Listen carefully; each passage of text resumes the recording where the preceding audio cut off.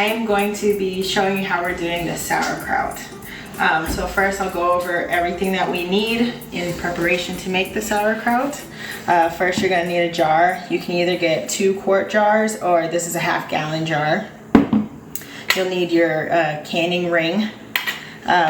You can use these sour stones. These are used to weigh down the sauerkraut. If you don't have these stones, you can use like a small glass jar. This has honey in it, but if it was empty, you can use just like a small glass jar, or you can use like a shot glass or something like that. This is one of those burping lids that you just set that on top and it'll allow your ferment to burp and release the carbon dioxide. If you don't get one of these, you can just occasionally burp your sauerkraut. Also, they do have those lids that has like a little plastic tube on the top. That's also a fermenting burping lid, I guess. So you can use any of those. You're gonna need like a wooden sauerkraut pounder. This is so you can smash the sauerkraut and help it release the juices. You are gonna want something wooden or plastic, but I think wooden's the safest. And you can get these on Amazon or make it yourself. We have 2 tablespoons of salt, and we use the just use a good sea salt. We got this Celtic sea salt on Amazon. I got the fine ground. I don't necessarily know if you have to use the fine ground, but you just want 2 tablespoons of it. Another one on YouTube that I've heard a lot of people use is Redmond's real salt. So that's another good one, but you don't want to use like table salt or just standard salt or kosher salt. You can also use like a pink Himalayan salt if you need to. And then you'll just need your knife. And that's pretty much your, oh, and a big bowl. Try not to use metal if you can, just because you want something non-reactive with the salt. You don't want to kill the good bacteria that's going to be on them. So that's pretty much all you need for your items to prepare. And pretty much, oh yeah, and your cabbage. You can use just a regular green cabbage. I would definitely say if it's not organic, take off the first 2 layers and toss them. And then you'll be actually taking off 2 layers afterwards once we start for your, like a topper for your sauerkraut.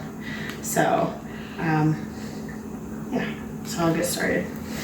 So first thing you're gonna do is take off you'll wanna take off 1 to 2 leaves, because you're going to be using this basically to lay down on top of the sliced up cabbage so that it will keep all of the pieces submerged and it'll keep floaters from popping up. So you'll want to use these. And once you take off the 2 layers, if you need to take off more you can, but definitely use at least 2, because sometimes the pieces can be a little, like they can have blemishes and you're going to end up ripping them up, so you might want a couple.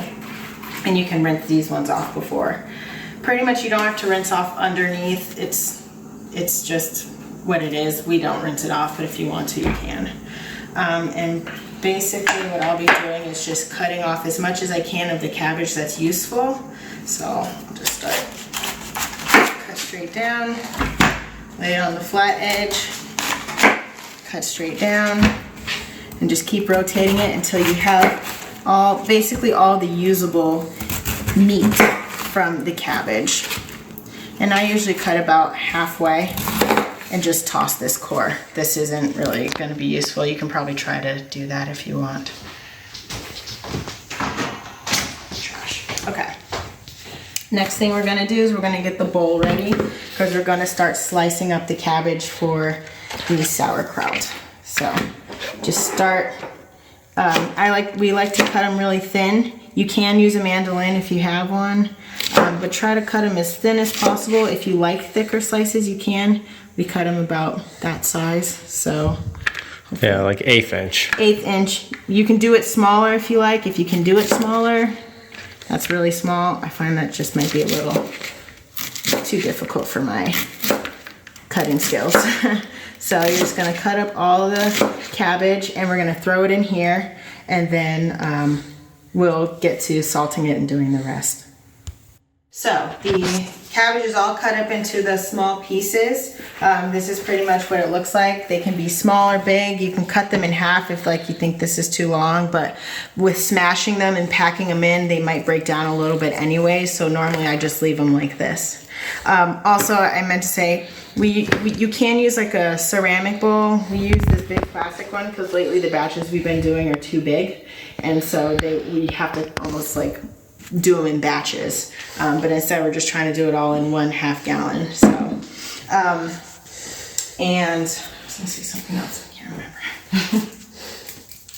I can't remember. Anyways, all right. So now we're going to salt the cabbage so that we can have it start to release the juices. So this is about a 3-pound cabbage that we're using. They usually say like a medium-sized cabbage, you'll use 1 tablespoon, and then you can use some whey. We don't have any, so you just add in an additional tablespoon of salt. Use 1 tablespoon of salt, sorry. And then if you don't have enough, or if you don't have any whey, then use a 2nd tablespoon.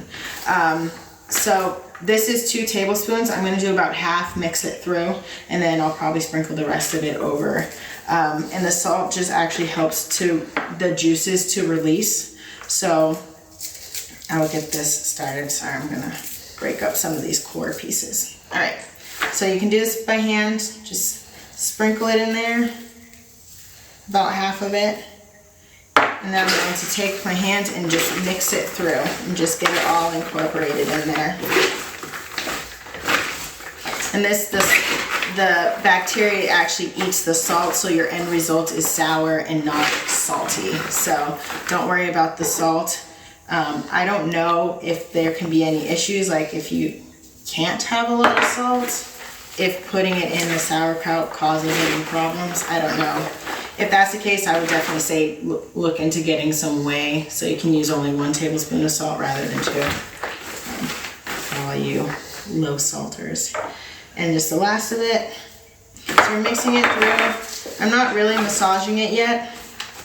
And then we're gonna let this sit for 10 minutes undisturbed. And if you look, you can already see some of the water getting pulled out of the cabbage. So you can see it might be a little shiny. Yeah, you can see it. Yeah, so we'll let this sit for 10 minutes, and then we're gonna come back and start to pound it.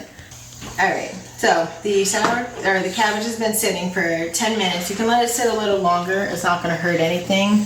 It's just gonna allow for it to continue to pull the moisture out of the cabbage. So at this point, we're gonna start pounding the cabbage to help it release more and to start breaking down the cabbage. So pretty much you're just gonna do this for about 10 minutes. Feel free to switch off with someone if it's a lot, because the first time I did it, it was a lot. And you're just gonna go through and just pound it down for 10 minutes. So this is gonna get a little tiresome, but in the end, you'll see that it's gonna be really wet and watery in the bottom. You'll see everything's gonna be bruised, and it'll look, it'll start to look a little translucent.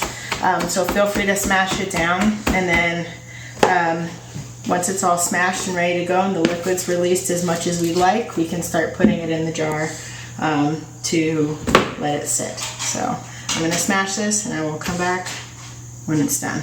All right, so the sauerkraut is all pounded. It has reduced in size considerably.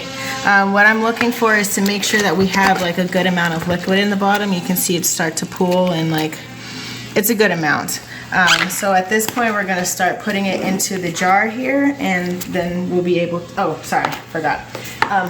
We've discovered that we like carrots in our sauerkraut. So I'm gonna add in, I shaved up 1 large carrot.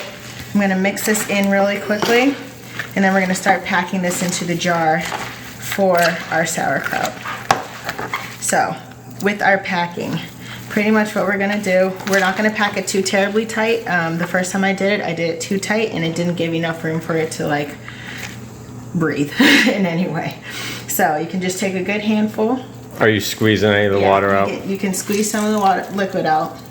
That carrots do give a good amount of liquid. I usually don't put the carrots in when I'm smashing it, but you can just squeeze. You don't have to squeeze all the liquid out, but you can squeeze a good amount out so that there's enough to cover the top at the end. And you can just shove this into the jar.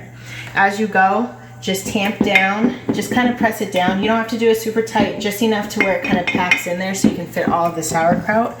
And also you don't want air pockets, so you don't have to do it super tight, just enough to allow for the sauerkraut to sit in there in the anaerobic environment, I believe is what they call it.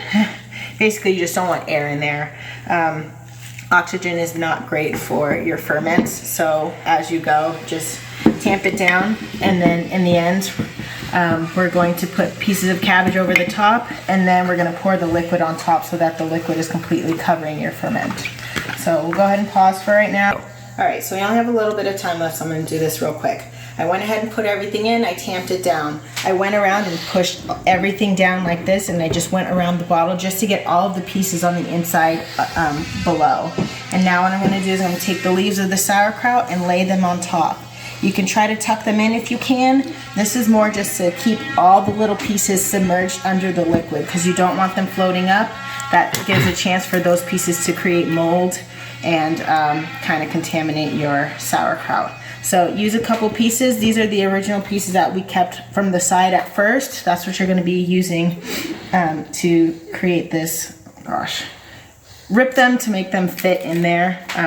It usually is difficult for me for some reason, but we're going to be doing this. I went ahead and strained out the remaining liquid with the little pieces of sauerkraut so that we could use this to pour onto the top. Once everything is in here and it's kind of ready to go, just make sure there's no like large pieces in there. We're gonna set these sour stones on top to kind of weigh everything down. And then the last steps is to pour the liquid on the top so that everything stays submerged. And this is what's gonna keep the environment sterile for all the food. Then at the end, you're gonna wipe off the top just to make sure there's no other pieces. You'll set this burping lid on the top. You'll use the canning ring and put it like this. And then from here, you're gonna go ahead and store it in a dark place from a minimum of 1 week up to, some people say 6 months. Do it at your own taste. Honestly, we do ours for about 2 weeks and it's pretty good. And then you can put it in the refrigerator and eat it as you go. Just keep an eye on it to make sure there's no mold or anything weird growing at the top. Sometimes you'll see like a little bit of white film. That's just yeast and that's okay. If it's fuzzy, it's mold and you don't want that. But pretty much after at least a week, taste it and see if you like it and it'll be ready to go. All right, and also you can eat the cabbage leaves. Yeah.